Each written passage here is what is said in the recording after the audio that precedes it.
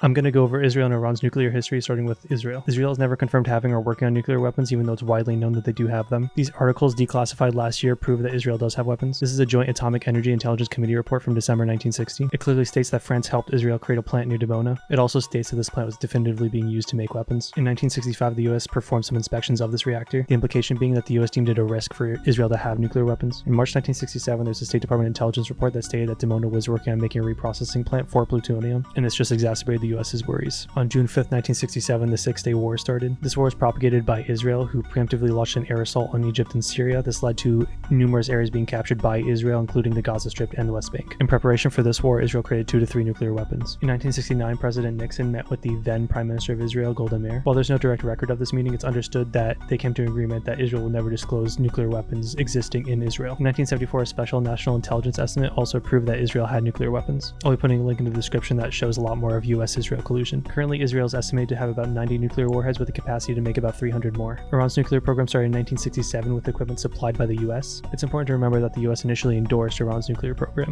In 1970, Iran signed the NPT, the Non-Proliferation Treaty. This is basically a treaty preventing the spread of nuclear warheads. Israel is also yet to sign the NPT. By the mid-1970s, Iran had a menagerie of nuclear energy contracts between the US and EU. The Iranian Revolution in 1979 halted all processing of nuclear energy. The revolution was based on usurping the Shah regime, something the US had been supporting for decades. The 1980 war with Iraq also destroyed many nuclear facilities. In 1984, the US added Iran to a list of state sponsors of terror. Iran is known to support groups like Hamas, Hezbollah, and the Houthis. It can be argued that Iran is defending its sovereignty by supporting these militant groups, as a lot of these groups were created on the premise of stopping Israel from invading their land. Hezbollah was created during the Lebanon Civil War to stop Israeli forces from advancing to the region, for example. This isn't to say all these groups are exclusively good, but it's important to understand that this isn't a black and white issue. It's very complicated. In the mid-1980s, Iran worked with China, Russia, and Pakistan to reset its nuclear programs. At this point, they were definitively not working with the EU or US. In the late 1990s, they created the Ahmad Plan, which had a goal of creating 5 nuclear warheads by 2004. These plans were halted in 2003 due to international pressure. Iran didn't fully comply with international demands, and this led to years of debates. This was exacerbated in 2009 when a second uranium enrichment plant was found in Iran. In 2013, the JPOA and JCPOA were signed, limiting Iran's nuclear development abilities, but also removing sanctions and other limitations. In 2018, Trump left the JCPOA and re-implemented sanctions on Iran. And by 2020, Iran had fully resumed its nuclear development. Iran currently has 0 nuclear warheads. They also currently develop 60% grade uranium.